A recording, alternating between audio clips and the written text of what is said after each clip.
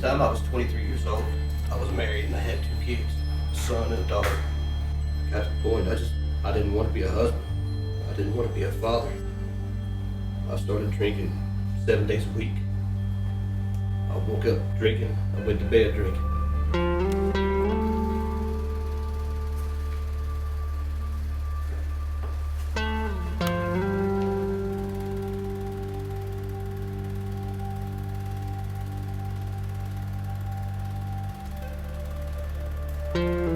My kids pretty much grew up without a father. I was there, but all they knew me as was drunk. I cheated on my wife. She divorced me. I couldn't even stand to face my kids. I couldn't even stand to be gay. Alcohol took control of my life from that day on.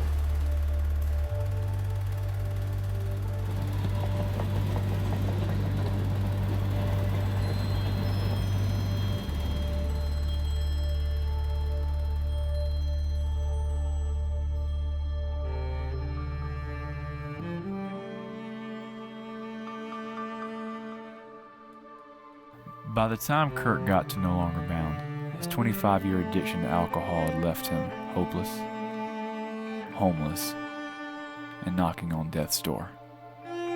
The woods had been his home for far too long. Kirk hadn't seen his children in 8 years. Lying in the woods, he didn't know if he would ever see them again.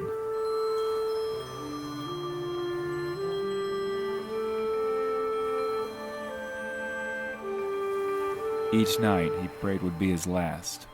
He expected to die there.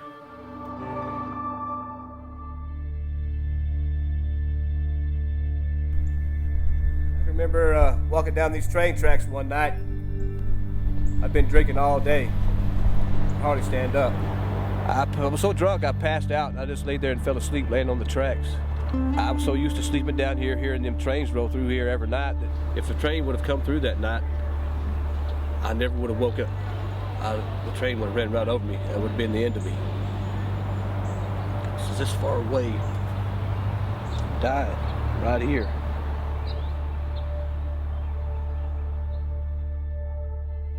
One day, Kirk remembered a promise he made to his father on his deathbed.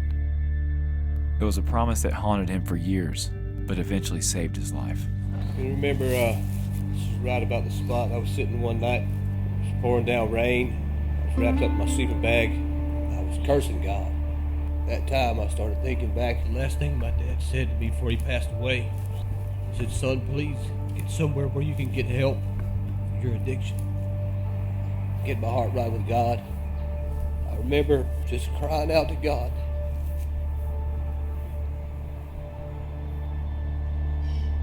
I told God that I'd do anything He asked if He would just help me get somewhere where I could get help.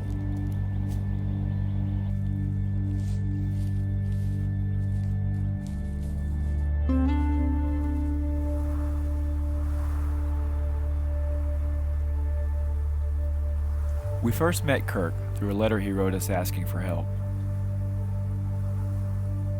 He was desperate and ready for change.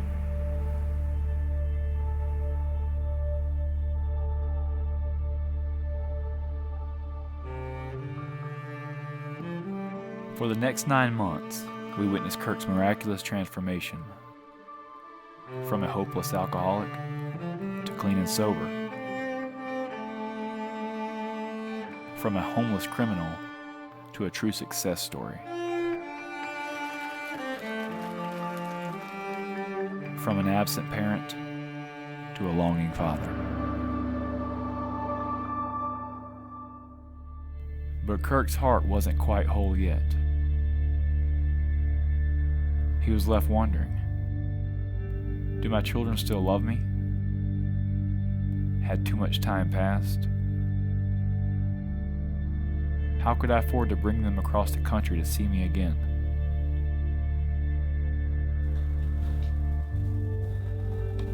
Kids had a hard life, man. Had a very hard life.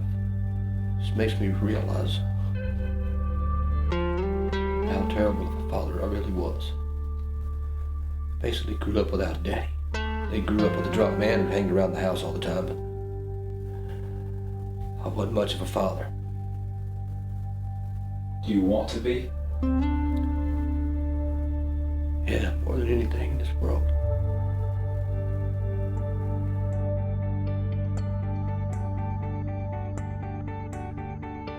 What he didn't count on was the generosity of strangers and the support of a community to bring him the surprise of a lifetime.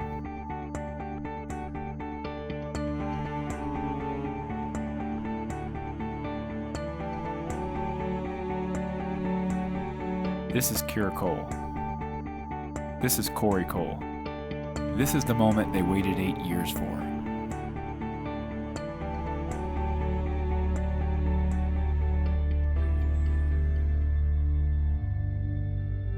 What's their names? Corey and Kira. Where are your kids now? They're still in Houston, Texas. So do you hope to see them, I guess, after you graduate? Yeah, that would be awesome.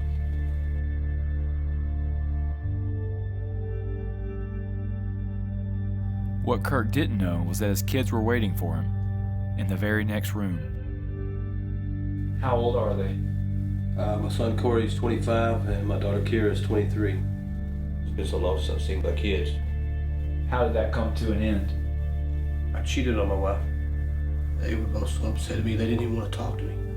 My daughter told me, she said, "How could you do this, Daddy? How could you hurt Mama like that?" What'd your son say? He told me that he hated me for hurting his mother that way. For destroying our family. He got pretty bad. He was always pretty bad as far as I can remember. I remember staying up at night and waiting for him to come home. A lot of the time, he just never came before I fell asleep, you know? That's what I wanted. I wanted to be a daddy's girl, and every girl wants their father to show them praise, I guess. It literally brought me to tears because I had no idea. I didn't remember that. It got to the point where I just stopped trying to think about him. So much so that eventually I kind of felt, I forgot that I even had a father. Kind of felt like that. I was also just like ashamed of the place. I never thought I would have a father that was living in a forest with a bunch of homeless people in a homeless shanty town. I didn't want to think about it. I didn't want, you know, I couldn't deal with it, I guess. What's your son say to you on the phone? He asked me how I was doing and how things were going for me. I told him, I said, "I've been sober for almost 9 months now." And he said, "That's awesome to hear, Dad. I'm so proud of you." How'd that feel? Felt good, man. Just to know that my son never gave up on me. And that he still loved his daddy. I mean, he's never seen me in my entire adult life. I don't want him to be disappointed, you know? I'm like the man that I've become, how I look, how I dress, and I want him to just tell me that he's okay. Man, I just want to just hug my father, honestly. Everybody wants to be the pretty daddy's girl, you know. I want him to think that I grew up into a pretty woman and that, you know, I grew into my own, and I want him to say, "That's awesome. You know, I'm proud of you." What do you think you'll say to them when you see them again one day?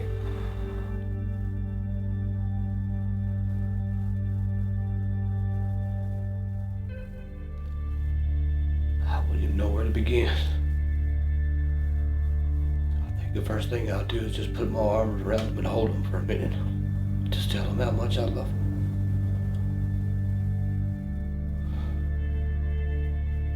I forgot what that feels like. This is the moment they waited 8 years for. And the support of a community to bring him the surprise of a lifetime. I wasn't much of a father. Do my children still love me? Do my children still love me? Too much time He's passed. had a hard How life. could I afford to bring you want to be? Had too much time passed. Yeah. Do my children still love me? Surprise of a lifetime. Forgot what that feels like.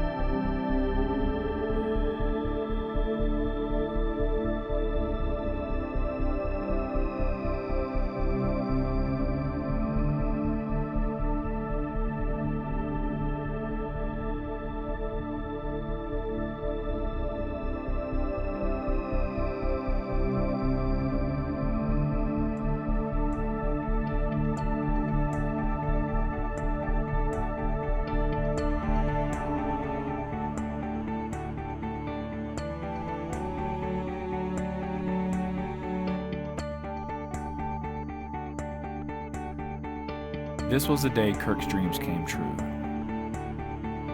and his heart was made whole.